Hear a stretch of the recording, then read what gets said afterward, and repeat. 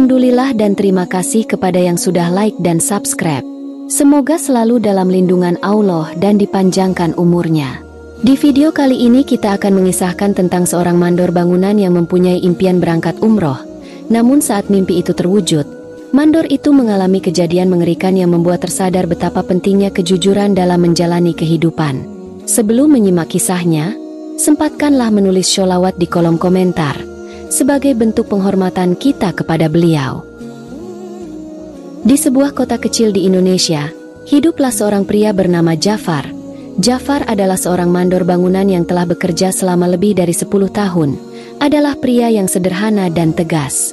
Di usianya yang ke-35 tahun, dia telah mengalami berbagai kesulitan dalam hidupnya, namun selalu berusaha menjalani hari-hari dengan penuh tanggung jawab. Sejak muda, Jafar memiliki satu mimpi yang tak pernah padam, yakni berangkat umroh ke Tanah Suci. Impian ini bagaikan cahaya kecil di ujung terowongan hidupnya yang seringkali dipenuhi dengan kelelahan, debu, dan keringat. Di balik ketangguhan fisiknya, Jafar adalah seorang yang sangat religius. Setiap pagi sebelum berangkat kerja, ia selalu menyempatkan diri untuk sholat subuh di masjid dekat rumahnya. Meski hari-harinya keras, Jafar selalu menjaga hubungan baik dengan Allah.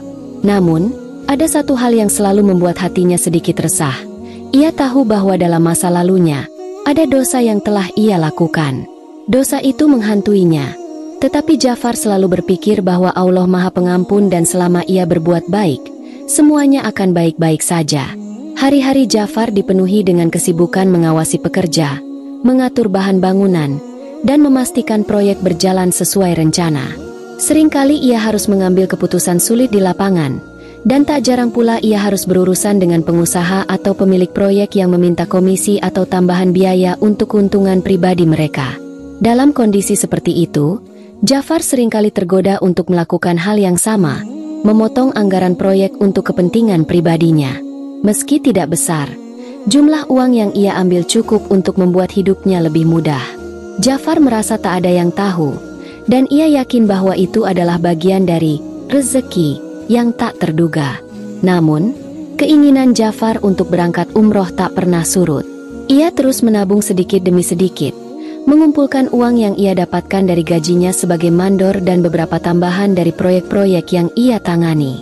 Hingga suatu hari, seorang kerabat dekat datang menawarkannya bantuan finansial untuk mewujudkan impian itu. Dengan hati yang penuh syukur, Jafar menerima tawaran tersebut. Akhirnya, mimpinya selama bertahun-tahun akan terwujud. Jafar berangkat ke Mekah dengan hati yang penuh kebahagiaan. Seluruh keluarganya mengantarkannya ke bandara, berdoa untuk keselamatannya dan kelancaran ibadahnya di Tanah Suci. Sesampainya di Mekah, Jafar tidak bisa menahan air mata ketika pertama kali melihat Ka'bah. Pemandangan yang telah ia impikan sejak lama kini ada di hadapannya. Ia merasa sangat dekat dengan Allah, lebih dari yang pernah ia rasakan sebelumnya. Setiap langkah dalam rangkaian ibadah umroh, Jafar jalani dengan penuh khusyuk. Ia mencurahkan seluruh perasaannya dalam doa-doa panjang di depan Ka'bah, meminta ampunan atas dosa-dosanya, dan memohon keberkahan bagi keluarganya. Namun, ada satu perasaan aneh yang terus mengusik hatinya. Perasaan bersalah yang selama ini ia coba lupakan, kembali muncul ke permukaan. Meski demikian, Jafar terus berusaha fokus pada ibadahnya, meyakinkan dirinya bahwa Allah pasti akan mengampuni segala kesalahannya. Pada hari ketiga umrohnya, Jafar merasa sangat bersemangat untuk melakukan tawaf. Ia bangun lebih awal dari biasanya, mempersiapkan diri dengan penuh antusias. Sesampainya di Masjidil Haram, Jafar segera memulai putaran tawafnya di tengah kerumunan jamaah yang juga khusyuk beribadah. Ia merasa begitu damai, seolah seluruh beban hidupnya telah hilang. Namun, pada putaran ketiga, sesuatu yang sangat aneh terjadi. Jafar merasakan tubuhnya mendadak menjadi sangat berat. Kakinya seakan tak mampu melangkah. Ia mencoba bertahan, namun rasa sakit tiba-tiba menjalar ke seluruh tubuhnya. Dari arah yang tidak ia duga, sebuah linggis menghantam punggungnya dengan keras, membuatnya terjatuh seketika. Jafar terkejut, Rasa sakit yang luar biasa merobek setiap sarafnya. Linggis itu kemudian terus menghantam tubuhnya. Kali ini lebih keras dan lebih sering. Darah mengalir deras dari luka-luka di tubuhnya. Dan linggis itu bahkan menancap di kepalanya. Jafar berusaha berteriak meminta tolong. Namun suaranya seakan tertahan di tenggorokan. Tidak ada satupun orang di sekitarnya yang menyadari apa yang terjadi. Jamaah lain terus melanjutkan ibadah mereka. Seolah-olah tidak ada yang terjadi. Jafar semakin bingung dan ketakutan. Bagaimana mungkin ia bisa merasakan ini semua? Sementara orang-orang di sekitarnya tidak melihat atau mendengarnya? Rasa sakit yang luar biasa membuat Jafar merasa tubuhnya hampir hancur. Ia berusaha bangkit, tetapi setiap gerakannya terasa menyiksa. Dengan sisa-sisa tenaganya, ia mencoba berjalan keluar dari area tawaf, mencari jalan kembali ke hotel. Setiap langkah terasa seperti membawa ribuan beban. Namun ia tahu ia harus terus berjalan. Sesampainya di kamar hotel, Jafar langsung merebahkan diri di atas tempat tidur. Tubuhnya penuh dengan darah yang tak terlihat oleh mata, namun begitu nyata dirasakannya. Rasa sakit yang mendera membuatnya akhirnya kehilangan kesadaran. Dalam keadaan pingsan, Jafar terlempar ke dalam kegelapan yang pekat. Di tengah kegelapan itu, tiba-tiba terdengar suara yang sangat keras, menggema dan menyakitkan telinganya. Suara itu berkata dengan nada yang tegas dan mengancam, "Kamu telah mengambil uang bangunan, kembalikan uang itu, dan meminta maaflah, atau penderitaanmu akan berlanjut. Bertobatlah dengan sungguh-sungguh." Jafar tersentak mendengar kata-kata itu. Suara tersebut seperti mengulangi kembali dosa-dosanya yang selama ini ia coba lupakan. Rasa bersalah yang telah lama terpendam kini menyeruak ke permukaan. Dalam kegelapan itu, Jafar merasa seolah-olah ia diadili oleh suara yang tak berwujud, namun begitu mengintimidasi. Suara itu terus mengulangi kalimat yang sama, menuntut Jafar untuk mengakui kesalahannya dan bertobat. Jafar terbangun dari pingsannya dengan tubuh yang masih terasa sakit. Keringat dingin membasahi tubuhnya, dan jantungnya berdegup kencang. Meski secara fisik tidak ada luka atau darah di tubuhnya, rasa sakit yang ia rasakan begitu nyata. Ia teringat kembali mimpi yang baru saja dialaminya.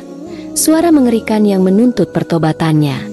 Jafar mulai menangis, menyadari bahwa ini adalah peringatan dari Allah.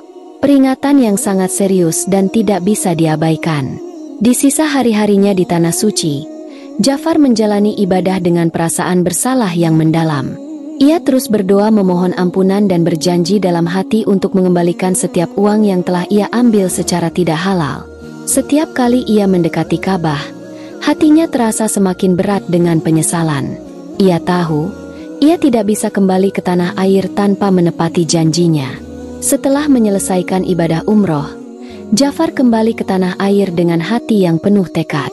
Sesampainya di rumah, ia langsung menemui semua pihak yang pernah dirugikannya selama bekerja sebagai mandor. Dengan penuh kejujuran, Jafar mengakui kesalahannya dan mengembalikan setiap sen uang yang pernah ia ambil. Tidak mudah baginya untuk melakukan itu, namun Jafar tahu, ini adalah satu-satunya cara untuk membersihkan dirinya dari dosa yang selama ini menghantui. Keluarga Jafar awalnya tidak mengerti mengapa ia tiba-tiba berubah begitu drastis. Mereka melihatnya lebih sering merenung, lebih sering beribadah, dan jarang tersenyum. Namun, setelah mendengar penjelasannya, mereka mendukung sepenuhnya keputusan Jafar untuk bertobat dan memperbaiki kesalahan yang telah ia perbuat. Jafar juga menemui rekan-rekan kerjanya, mengakui segala hal yang pernah ia lakukan dan meminta maaf dengan tulus. Sejak saat itu, hidup Jafar berubah drastis. Ia tidak lagi merasakan beban yang selama ini menghimpit hatinya. Meskipun ia kehilangan sebagian hartanya karena mengembalikan uang yang pernah ia ambil, Jafar merasa lebih ringan dan damai. Ia yakin bahwa Allah telah memberinya kesempatan kedua untuk memperbaiki diri, dan ia tidak ingin menyia-nyiakan kesempatan itu. Jafar menjalani hari-harinya dengan penuh rasa syukur, bekerja lebih jujur dan ikhlas. Meskipun tidak lagi menjadi mandor dengan kekayaan yang melimpah, Jafar merasa jauh lebih bahagia. Baginya, kedamaian hati jauh lebih berharga daripada harta yang melimpah namun diperoleh dengan cara yang tidak halal. Demikianlah kisahnya. Kurang lebihnya mohon maaf. Jangan lupa subscribe, Like dan tulis sholawat Nabi.